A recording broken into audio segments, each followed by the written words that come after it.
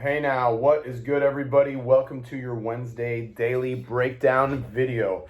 Today we decided to pump the brakes and slow down a lot for everybody. And the reason why is Monday and Tuesday were both pretty brutal. So was last week. Now last week we finished really strong. We had a rest day on Sunday. I wanted to keep up the intensity going into this week and challenge everyone and push them as hard as we could safely. And as a result, I knew I wanted to slow down on Wednesday. So Wednesday we'll start with a core skill or warm-up. We have some weighted hollow holds, max rep flutter kicks, and max rep tuck holds programmed for everybody. Make sure you look at the exact workout because there is a time component program for each one of those. I just wanted to give some of you guys some insight to this, because the reason why we keep programming stuff like this is we want to make sure everyone leaves this time of quarantine, whether you're going to be going back to a gym or you're going to continue training with us with Soul at Home, leaving with some kind of structure, having had made some kind of gains, right? And we acknowledge that this time it's tough to do that with people with such varied pieces of equipment and schedules, et cetera, et cetera. But I'm geeking out a lot on this Pilates work. It's done wonders for me, for my back.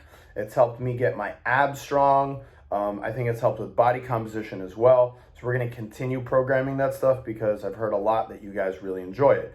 So enjoy this one as well. All right, let's move on. Like I said, we're going to slow down for today.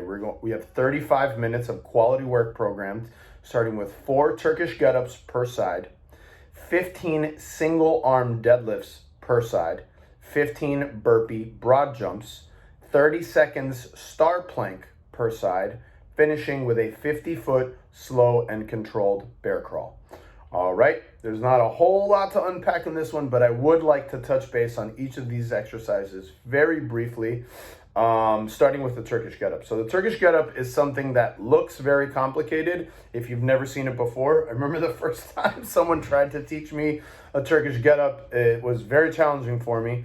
So if you're at home and you've never done one and you've never seen one, look it up online and take your time learning how to do the Turkish get-up. This is a phenomenal core stability exercise. It's good for the obliques. It does wonders for your back.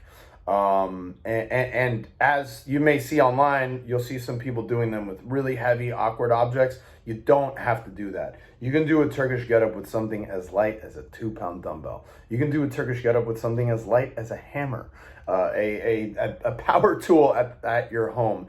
Anything that's going to force you to be in this compromised position, engaging your core stability muscles and isolating them, that should be the primary mover in how we stand up and how we get back down from the Turkish get-up.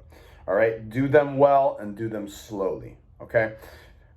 Moving in, 15 single arm deadlifts per side. Why do we do those so often? Well, for me, it's a great tool to teach the patterning of proper hinging, especially in this setting where I'm telling you guys that I want you to move slowly and with quality. It does wonders for teaching someone how to hinge properly, okay? And the way we do that is to push our hips back prior to loading our quads. It should feel and look very much like a posterior exercise, almost like you're sitting down in a chair, kind of. Okay, moving into the 15 burpee broad jumps, that's just a way that I am trying to build in some kind of aerobic work, break up the monotony of this workout. I know that if, all of our workouts are too quality based and all of the exercises are too slow, they tend to bore people a little bit. So I like to sprinkle some things in there to give you some sense of normalcy, to give you something to look forward to in this workout. So that's why we threw those burpee broad jumps in there. 30-second star plank per side, very straightforward. Not going to talk about that a lot. Now the 50-foot slow and controlled bear crawl. Bear crawls are underutilized in my opinion. Oftentimes people look at some of these animal walks like substitutes or warm-ups for things, when in reality, if they're done well, if they're done slow and controlled, there's a tremendous amount of training benefit that you're not going to get from doing a lot of standard exercises. People oftentimes just use something like a bear crawl as a substitute for handstand walking, and that's kind of cool, I guess, But if you do them slow and controlled, there's a tremendous amount of training benefit that you're going to get from them as well. You're not going to load the traps in the front delt and the scapula. Yes, loading the scapula on the handstand walk the same way that you're going to on a slow and controlled bear crawl. Let it burn, make it hurt. Move slowly and move with rhythm on the bear crawl. That's the intention behind that. Okay, after that, we're finishing with even more core work and our assistance work for you guys. That is the overwhelming theme for today. I hope you enjoyed it. Peace.